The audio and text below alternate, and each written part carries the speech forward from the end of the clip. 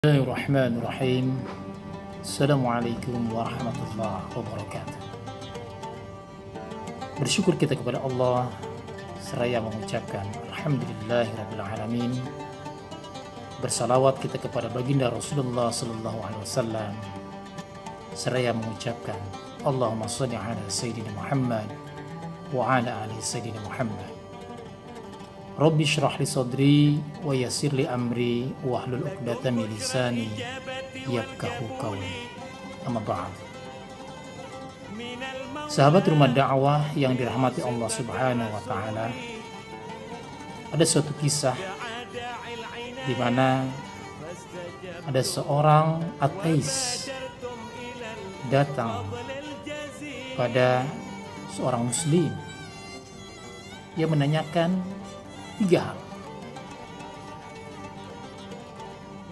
Dia menanyakan, wahai Ustadz, tolong jawab 3 perkara ini dan jawablah dengan akal Anda, dengan dalil akal, dengan dalil akli. Jangan Anda jawab dengan dalil nakli, karena dalil nakli itu hanya bisa diterima oleh orang-orang yang mempunyai keyakinan. Sementara saya tidak punya keyakinan. Saya tidak mengakui adanya Tuhan. Adalah seorang ateis. Pertanyaan yang pertama adalah, Anda yakin bahwa semua yang ada di dunia ini adalah sesuatu yang diciptakan? Semua yang ada di dunia ini diciptakan oleh sesuatu yang namanya Allah Subhanahu wa ta'ala. Tapi kenapa Anda tidak yakin bahwa Allah itu ada yang menciptakannya? Tolong jawab dengan akal Anda. Yang kedua, di dalam surga nanti, ahli-ahli surga menurut keyakinan Anda adalah mereka makan dan minum dengan berbagai kenikmatan yang Allah berikan kepada mereka. Tetapi di sana Anda punya keyakinan bahwa orang-orang ahli surga itu tidak pernah buang air kecil, tidak pernah buang air besar, bahkan dia tidak pernah meludah dan tidak pernah membuang ingus. Bagaimana menurut akal Anda? Apakah itu bisa diterima? Dan pertanyaan yang ketiga adalah, iblis, syaitan itu terbuat dari api. Allah ciptakan dia dari api. Tapi tatkala ia akan disiksa oleh Allah karena kedurhakannya kepada Allah, dia dilemparkan ke dalam neraka, dan neraka itu terbuat dari api. Mana mungkin dalam akal kita api menyiksa api juga? Itu tidak masuk ke dalam akal kita. Maka sang ustadz yang konon dia adalah Imam Hambali menerangkan kepada si ateis ini dengan tegas dan lugas. Wahai kesana, pertanyaan yang pertama akan saya jawab. Kenapa Allah itu tidak diciptakan? Kenapa kita yakin bahwa Allah itu tidak diciptakan? Sekarang saya tanya, apakah Anda yakin bahwa bilangan yang ada di dunia ini, misalkan 2, 3, 4, dan seterusnya, itu adalah penjumlahan dari bilangan-bilangan yang lain? Misalkan angka 2 itu hasil daripada 1 ditambah 1. Angka 3 adalah hasil 1 ditambah 2, dan seterusnya dan seterusnya. Kemudian kalau saya tanya, apakah Anda yakin bahwa bilangan 1 tidak bisa Anda hasilkan dari penjumlahan itu? Berapa ditambah berapa? Tidak ada. Tapi Anda yakin adanya bilangan 1 itu? Begitu kan?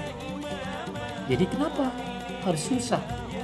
Terus bingung kita memikirkan bilangan 1, padahal bilangan 1 tidak dihasilkan dari penjumlahan bilangan apapun.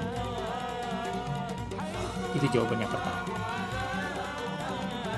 Jawaban yang kedua, Untuk pertanyaan Anda yang kedua,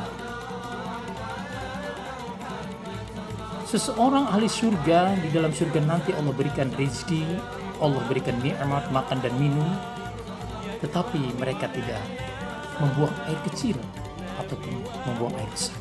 Apakah itu masuk ke dalam logika kita?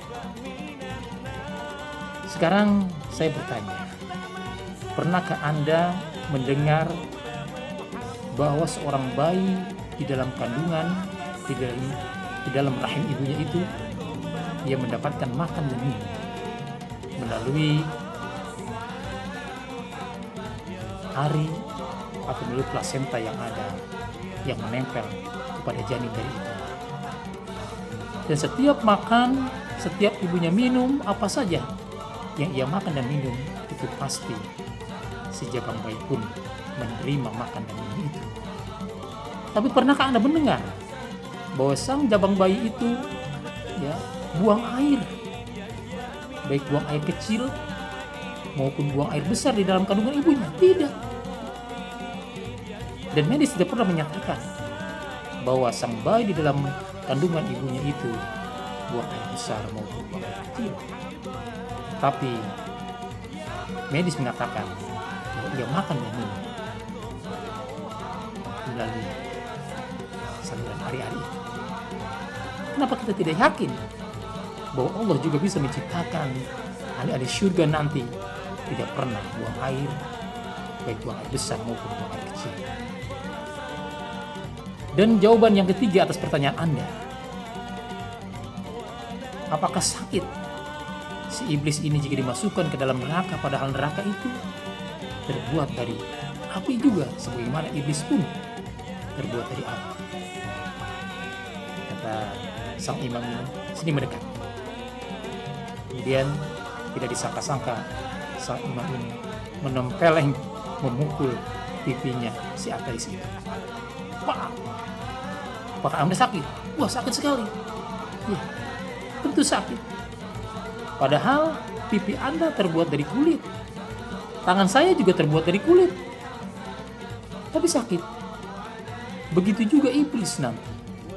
Walaupun dia terbuat dari api, tapi api yang Allah sediakan untuk menyiksanya itu lebih dahsyat dari api yang diciptakan untuk membuat si iblis itu. Tentu si iblis akan merasa sakit. Itulah bentuk-bentuk jawaban-jawaban terhadap orang-orang yang apabila menanyakan sesuatu kita tidak perlu menjawab dengan kasar, tapi jawablah dengan kelembutan hati kita. Mudah-mudahan ini bisa menambah keimanan dan keyakinan kita kepada Allah Subhanahu wa Ta'ala.